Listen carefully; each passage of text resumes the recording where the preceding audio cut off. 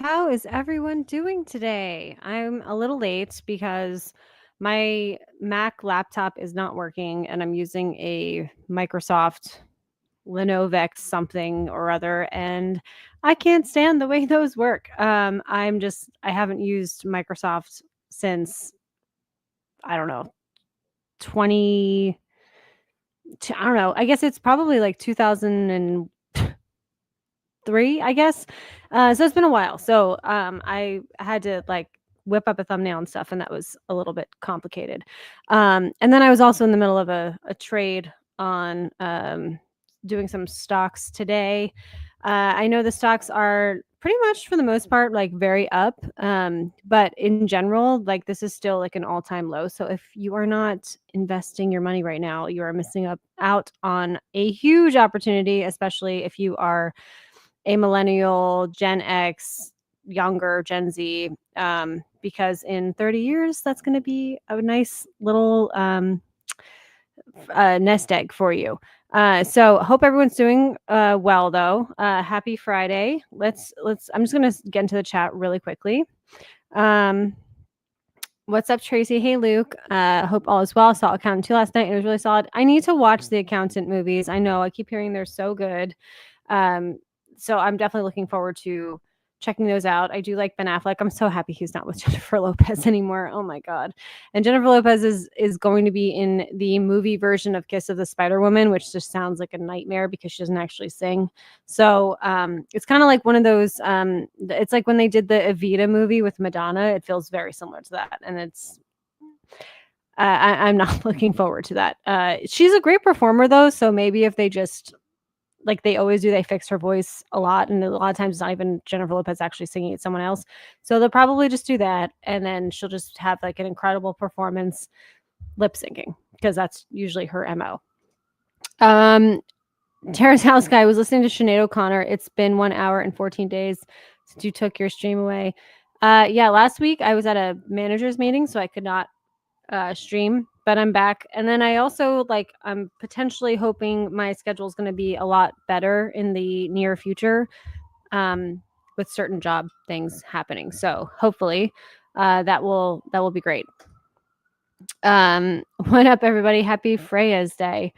Oh yeah, he's very into the etymology of the days of the week.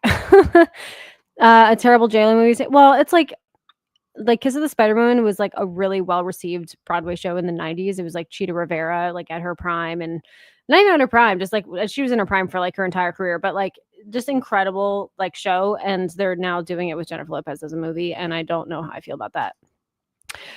Caleb, hey, how's it going? Nice to see you. First time here. Love you on Bone Bridger. And oh, thank you so much. That's so nice of you to say. Yes, thank you so much, Caleb, for joining. What? No, I'm not, because they're toxic. Jennifer Lopez is the most toxic person in the world.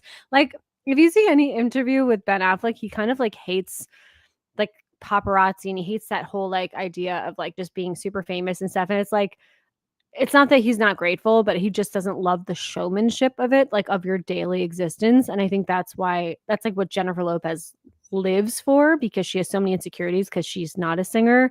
I really think JLo just should have stuck to dancing, and her acting is not terrible depending on the project. So, but having a singing career was, and there are some JLo beats that I love, but like they're not her singing. So, I think there's definitely like an insecurity for her, which is why she loves to be the center of attention all the time, because I feel like that comes with that type of thing. Matt Cat, so nice to see you, buddy. Oh my goodness, how's it going? Nice to see you there. Yeah, there were definitely sirens. No, I didn't do anything. It's just living in New York. There's always sirens. Something's always going on. That's for sure. Jenny from the block. If you had my love, are bangers. Yeah, and I love the one that's like the DJ one that's like turn it up until the night is up. Oh, that one. I love that one. That was like, I don't know, I was in like 8th grade or 9th grade or something when that one came out, and I was like, this is a banger. So yeah, it's nothing against like her music per se. It's just like I think that a lot of her insecurities come from the fact that she's not the one actually singing those. You see, this is me now, love story. It was a true masterpiece. No, I didn't. Is that like an ironic masterpiece? I heard it was like just really self-indulgent and kind of cringe, but I should definitely check that out though. I've been wanting to. Um yeah, all this stuff. Yeah, all this stuff is exactly spot on. We're gonna talk about the first subject of the day, which is if you are a Black Mirror fan. Again, I'm taking this season slow because we only get them, sporadically, and I want to kind of savor each episode. The first of the season was, I felt, pretty close to a masterpiece. I loved the second episode as well, so we're gonna kind of talk about that. One of the most genius things that this series has done, because they always do stuff like this, everything becomes very meta. Oh my gosh, I'm trying to upload. I'm not trying to upload. I'm trying to screen share. This season has done, for their episode 2, an episode about gaslighting, and that's obviously like a very thin thing about what it's about. It's a lot more than that, but for the most part, that's kind of the theme of the episode. And the cool thing that they did was, depending on, it was like random at choice. You were watching a different episode than someone else. Yeah, so like this this is the scenario. So like, and there would be subtleties. So like in this shot, like she's drinking almond milk, which is the episode that I saw. But as an example, maybe she was drinking oat milk or something like that. So there's different variations on things throughout the episode depending on what you saw as the viewer, which is so awesome. So then when you talk to your friends, you're like, "Oh my god, remember when they did that?" And they're like, "No, they didn't." It's like just absolute genius. This takes, just to summarize, the Black girl was working at this successful like food company. I guess she was making like new cookies and things like that, and really interesting like things. She was kind of like a palate expert. And the white girl uh wants to work there and all this stuff. You come to find out that they went to high school together, and the white girl was like treated really poorly in high school, and it's kind of like a revenge tale on that. um you don't want to, certain people, like, I think bullying is awful, but we all know it happens in high school. I was heavily bullied multiple times throughout my adolescence, and a lot of people have. But it takes, like, if you bully the wrong person and they don't know how to deal with it, then they want to destroy your life. And that is exactly what this is. She could have just had some healthy therapy sessions dealing with her bullying that occurred. But yeah, and it's they use the technology, this is no spoilers, but like there's technology that they have in all of Black Mirror where it's like a little like implant, and it's not even an implant, but it like kind of just like zaps to your head right here, and then you can, either your consciousness is being uploaded to a cloud, or you are having like a VR experience and things like that. That's technology is not necessarily like specifically being used there, but it's being used in another way where she has a lot of power. So and just really destroys her life. And it is kind of like a Hitchcock movie, because the protagonist, the Black girl, I forget her, I don't really pay attention to the names of these characters, because it's just like it's one episode and done. It's not like you're watching them throughout a season, and I'm bad with names to begin with. But she's kind of the one that's like feels psychotic, because everything around her is constantly changing, and everything that she says, what she saw is not the truth, and then like, but it is, and it's a really fantastic episode. Matt Cat, you would love them. They're so smart. You should definitely check them out. I always recommend the episode White Christmas to start off. You don't have to watch them in linear viewings. White Christmas, I think, is a good introduction, because it's like a triptych, and John Hamm's in it, and it was mainly I think it's still a British production, but it was solely a British production up until season 3, and then BBC was going to cancel it, which I don't understand why they were doing that, because it's so smart. And Netflix was like, "Oh no, we have to let this genius show survive." So and even when the episodes are not necessarily the best hit, they're still a hit. Like there's stuff about it that's just so much more superior than what's being made on a regular basis. Oh yeah, the J-Lo thing. Just going back to this. Yeah, I know. I've seen the clips. Oh my god. Episode 1 and 2 and 6, the USS Callister sequel are just phenomenal. Yes, it's the first time they've done a sequel. I love that. I can't wait to see the USS Callister has Jesse Plemons. This was from what, season 4, I think. Maybe season 3. It was a while ago. And Christina Milioti from The Penguin, she's in it as well. And I love that they're both back. Just again, like the stuff that's been going on has just been fantastic. So I've been just a huge fan of this. David, hello, how are you doing? Nice to see you.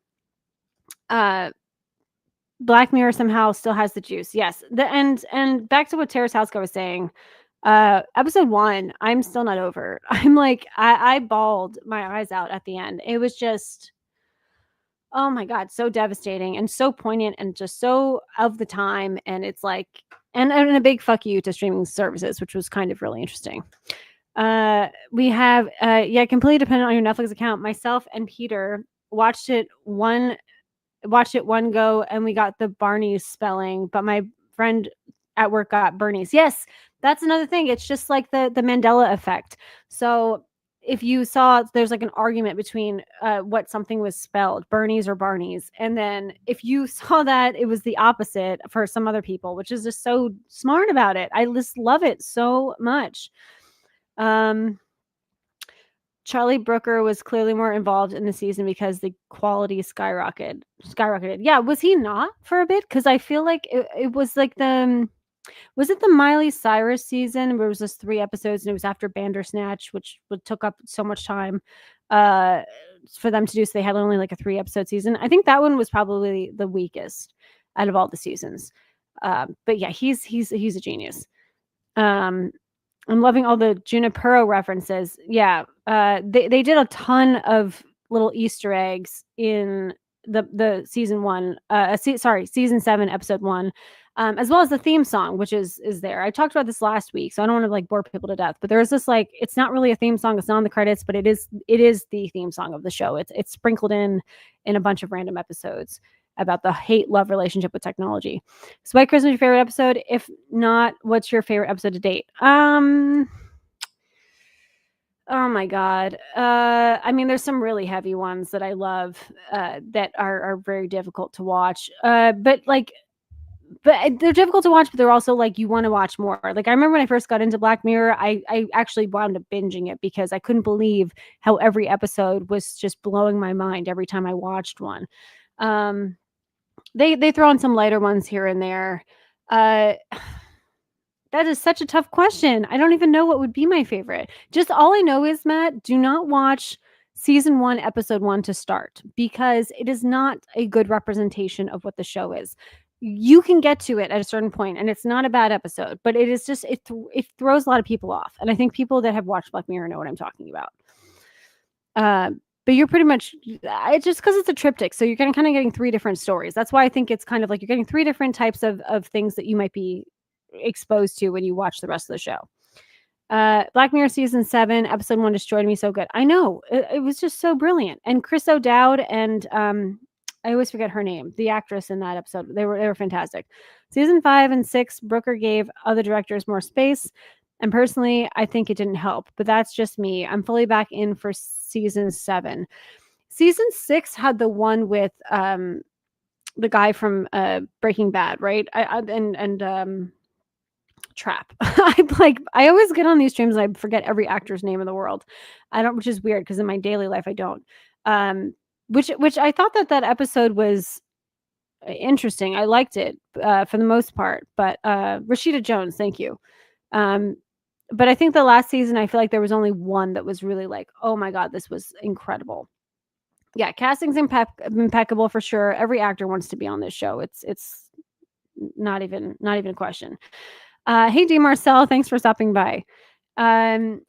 So I think, we've talked about Black Mirror. I'm going to move on, but I do think that like, if you have not checked out Black Mirror, like you have some incredible TV that you can watch. I'm just going to put in Thunderbolts really quick because I want to talk about this briefly. Obviously, I haven't seen it. We're doing it this way. I didn't have time to make slides, so we're just going to, Yeah. Okay. So essentially everyone's loving it. That makes me feel very excited. I didn't care about this movie at all. Like if you've seen my own rent trash things that I've done on live streams, like Thunderbolts was always like the one I didn't care about. But I'm really excited about it now since the marketing has really changed, and I do really like Yelena, Florence Pugh, and I do like Bucky, Sebastian Stan. Um, I'm gonna just go into it blind. What are you guys thinking about Thunderbolts? I'm again, I want Marvel to do well. Like I honestly, I've gotten so sick of watching streams where it's so overly negative, like this sucks and that. I just stopped. I used to watch it all the time, just to kind of see other people's perspectives. And it's like, yeah, you should criticize. But when it's just like such over the top, like clickbait of like things suck and this was just the biggest disappointment ever, it's like I just don't have the like capacity in my brain to watch that. If it's a review and you think the movie is terrible, that's great. But when it's like the panels and it's just I just can't do it anymore. I just don't. It's just so draining to listen to. It's like no one can say anything positive about anything anymore. And if they do, it's like 5 seconds they talk about it. And I can't, you know, here and there like I'll watch, but I just it's too much for me. So at this point, yes, I'm hopeful for Thunderbolts, just from the cast and what we're hearing. Obviously these could be paid reviews. I'm sure that they are. I'm not saying that the movie's great or it's not. So we'll see what happens when it comes out. uh but yeah, we'll see. Let's see. Aaron Paul, yes, thank you. That was the actor in the Black Mirror episode. Um, Literally, I was watching season 7. I was thinking, is every actor in the world in this? Yeah, yeah, because they want to be, just like White Lotus. White Lotus and Black Mirror actors want to be on it. That's for sure. Oh, Dementia and Scott, hi, nice to see you. Thanks so much for chilling for a bit. I'm actually enjoying the Thunderbolts trailer, and they're having fun with it. Yeah, I've been liking the recent marketing a lot. I'm not excited about this movie. I'm gonna see it, but I don't think it'll be even close to the comics, and I think it'll be less. And I think it's be less than. Yeah, I don't know anything about the comics, so maybe like that'll be a conversation where if you do know the comics and you're disappointed, whereas people that haven't aren't, or vice versa. Who knows? I think it's a very up in the air film right now. If it's good, it will definitely help them. If it's bad, it's not going to. But I think after the past 2 or 3 years, it's like, my goodness, like there's got to be some type of learning they've been doing. And I think that again, the cast. I think Florence Pugh knows what types of projects she wants to be in at this point, but we'll see. We'll see. I said this is Bones Live, but Marvel keep posting clips from the Thunderbolts movie, which makes me think they think it's going to do bad. I think what could happen is that the movie's good, but no one shows up. And I think that's a shame, because I know a lot of people are not the biggest fans of the season 2 of the reboot season of Daredevil. I've been enjoying it. I don't think it's like the most amazing thing I've ever seen, but I see glimpses of like what they're trying to do. And I think that like there is a future where that can work. And I think that, bringing on a different crew for season 2, they are filming right now currently. I didn't hate it. So I'm kind of curious to see where they go with that. And maybe they are learning lessons, since, they have been making major changes. I've been zoning out so hard when it comes to MCU DCB. No, for sure. Absolutely. Me too. Absolutely. And it's only going to be interesting, I think, really to keep debating things when these films actually come out. Because I think we've been talking about it for the past year and a half, 2 years. And it's like, okay, like let's just watch the goddamn movie at this point, and then we can talk about it. I don't think it's going to be terrible, but I'm not excited. I'll wait until Marvel has a few hits in a row. That's totally fair. That's totally fair. And we'll see what happens. You think anyone will die in Thunderbolts? I think Red Guardian has to die. I don't think there's any way they're keeping him on. I mean, but I also thought Ant-Man should have died in Quantum Mania. That was it, right? Quantum Mania. I could not believe they did not have Kang kill him off. So, I don't know if they think it's like too upsetting or what, but you definitely have to like, it's okay. Like these people like they're in the comic books, characters die all the time, and like yeah, they bring them back, but like it's because they're comic books. But in movies, you can have really like poignant deaths, and I think that like not killing off Ant-Man in Quantumania was one of the worst choices ever. But yeah, so Red Guardian I think would be the one, because I just don't see him moving on to Secret Wars and stuff. But maybe he will be. Was he announced? Was he on one of those chairs? Maybe he was, but I really feel like maybe that would be a flashback or something, because I feel like this would be the best opportunity to kill him off. And I love David Harbour, but character-wise, I feel like that would make sense. I understand. I don't want the MCU to fail. Even I don't watch anymore since Endgame. And you're right, streams are so negative towards Marvel, not good for the soul.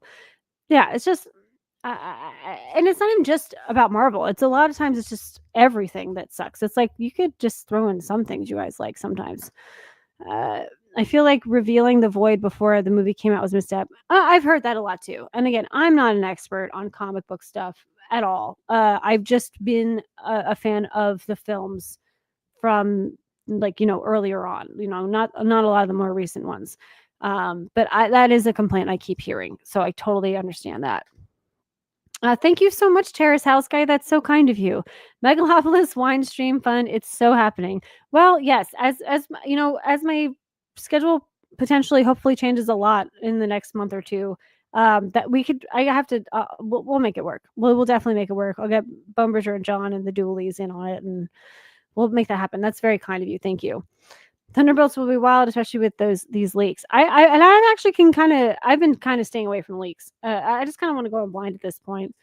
I want to see Sinners and Thunderbolts, and I have not gone to the movie theater in a while because I have no time. But that'll be a priority.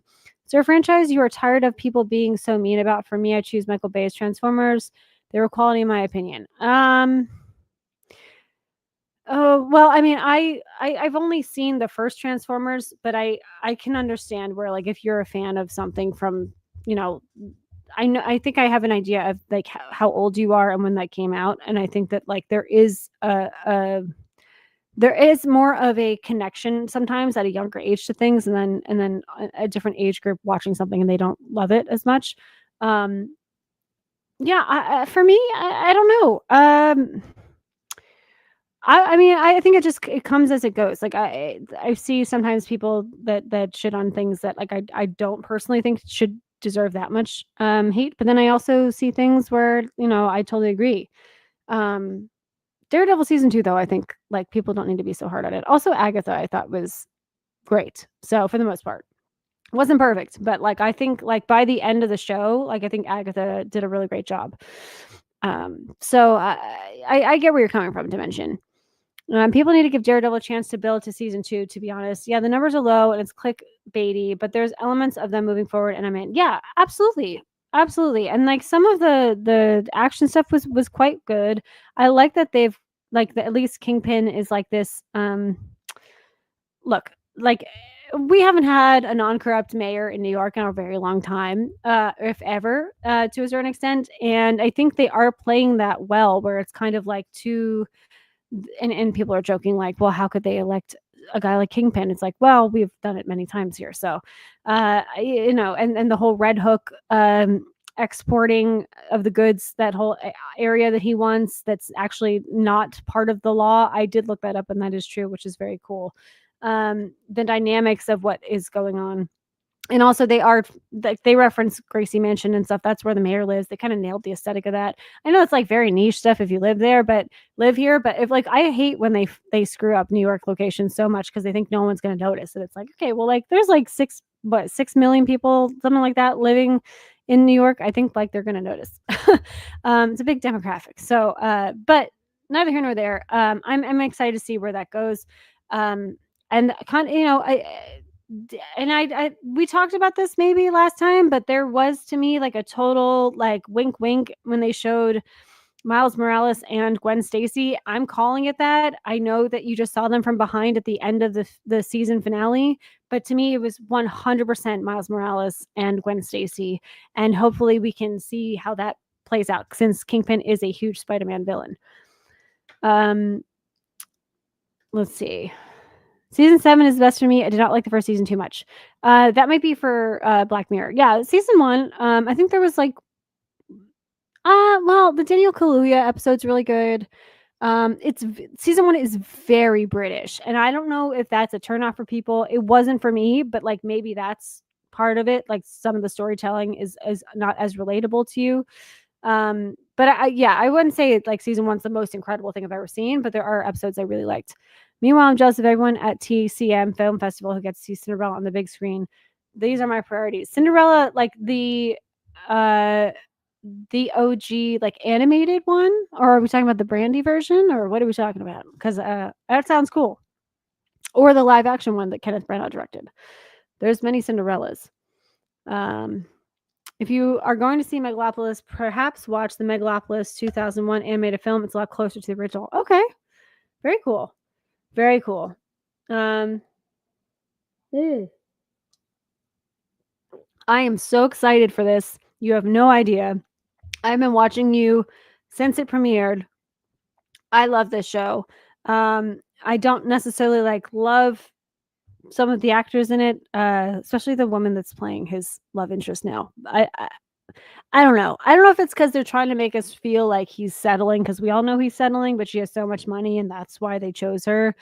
But you know, just the fact that he kind of like dropped everything to be like obsessed with her kind of makes no sense when we've seen the other girls that he's been obsessed with in the show's seasons. But I like where it's going. I'm really excited it's back in New York for its final season. They have to kill him off. I'm sure they're going to have to kill him off. Like there's no way to end it. It's like Breaking Bad. So I'm very excited to see that. Let's see.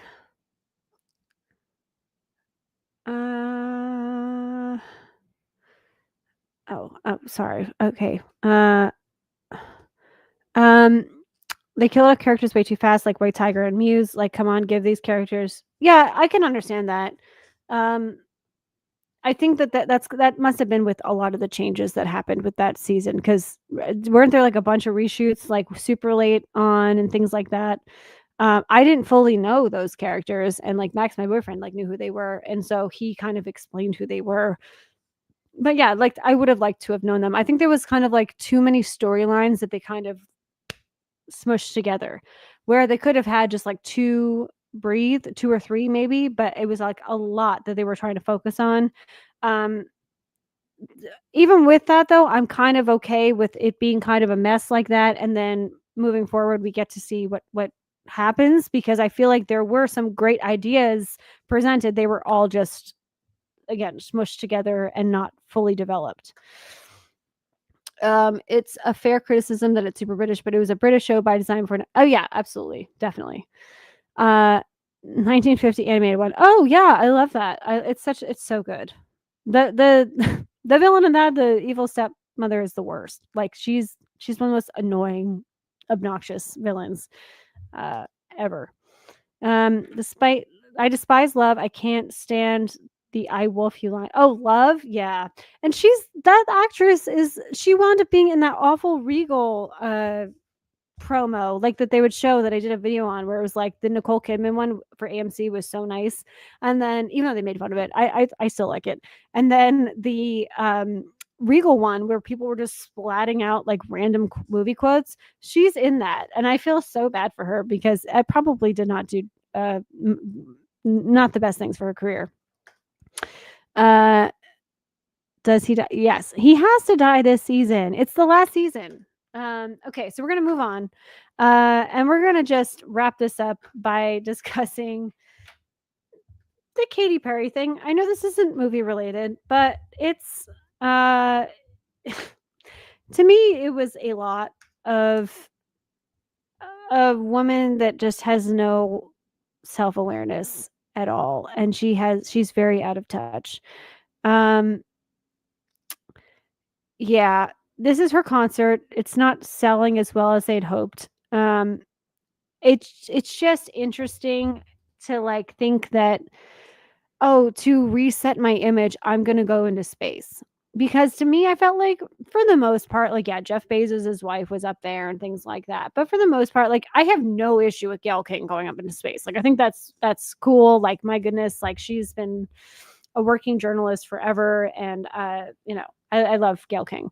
But like for Katy Perry to go up there, And then, like, promote her tour, I think was just so ridiculous. She's so out of touch. She has no idea, like, that she's being laughed at all the time, and it's sad. Like, it's because she's surrounded by yes people. And this is what happens when no one in your circle of friends or, like, family members actually tells you what's up and, like, is real with you, because they're all just using her for her money.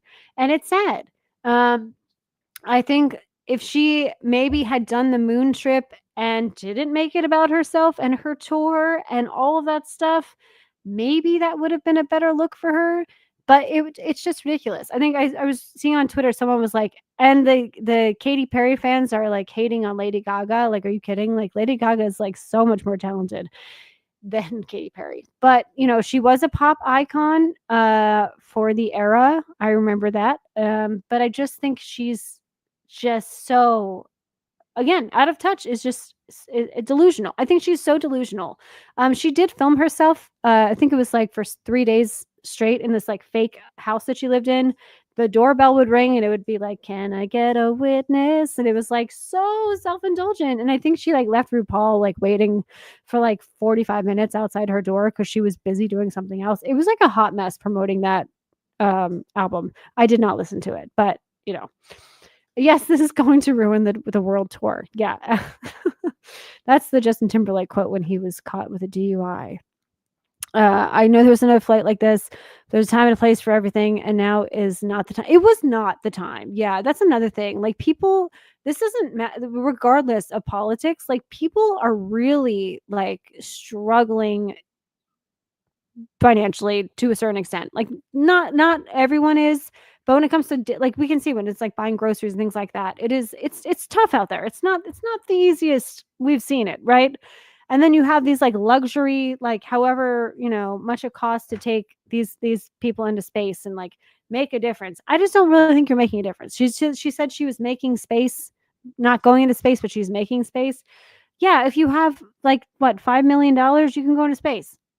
It's not making space. It's just not a political or a sociological experiment you did. It wasn't like, I'm the first woman to do this. No, you just need money and you can have Jeff Bezos fly you up there. Not that big of a deal. Um, she doesn't have stands on like, well, yeah, because she's not, I mean, no disrespect to Katy Perry. She was like the party girl, party music, whatever, like 15 years ago. But like, that's all she really has to offer. Didn't she keep working with the guy that snuggled Kesha? Yeah, I think so.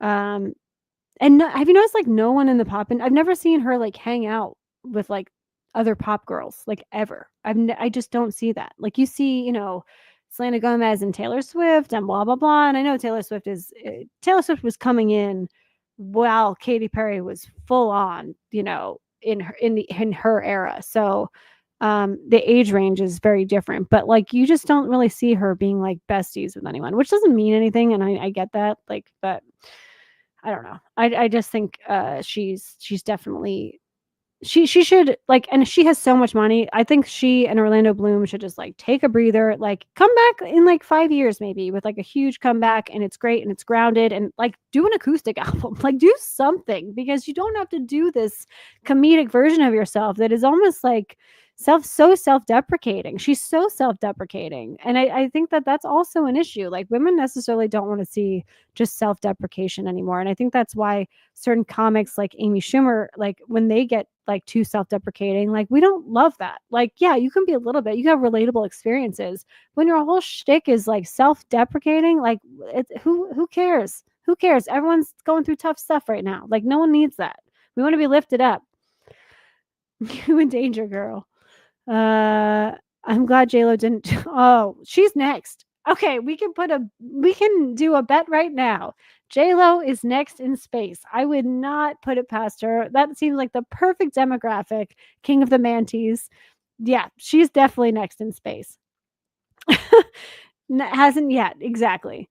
Oh, hey, Cody, how's it going? Okay, so I think we've talked enough about Katy Perry in space. We all cringed together, and I guess can tell our children someday, or grandkids, like, there was a time when this pop star who was fading from fame decided to go into space and then make it all about herself. But besides that, I hope you guys are all having an amazing evening. Right? It's It's almost 4:30. Um, what does this say? The woman who was stranded in space was up way higher than Katy. Oh yeah, they didn't. It's like a little bloop, and you're up there, and like yeah, I'm sure it can be kind of scary and stuff, and it is a big deal. But it's not like the people that actually go into, not actual astronauts. Like, can we stop calling them astronauts? I can't stand it. Like, they're all called astronauts now. You're not. I'm sorry, but you didn't do any of the training. Like, you just went. It was like a little tourism trip. That's it. That's all it was. Um, uh, I'm I'm still Jenny from the USS Callister. I know, and I still okay. That was a Katy Perry in space reference combined with a Black Mirror reference. Touche, Terrace. I like that. I have no idea what I'm having. I'm going to work momentarily, but I'll figure it out there. But thanks again, Matt, for checking. I hope you're going to have a lovely dinner, and I hope your entire family has a lovely dinner. Griftonauts. Yeah, that's great. I'm going to end it on Griftonauts. I hope everyone has a great evening, and I'll see you guys next week.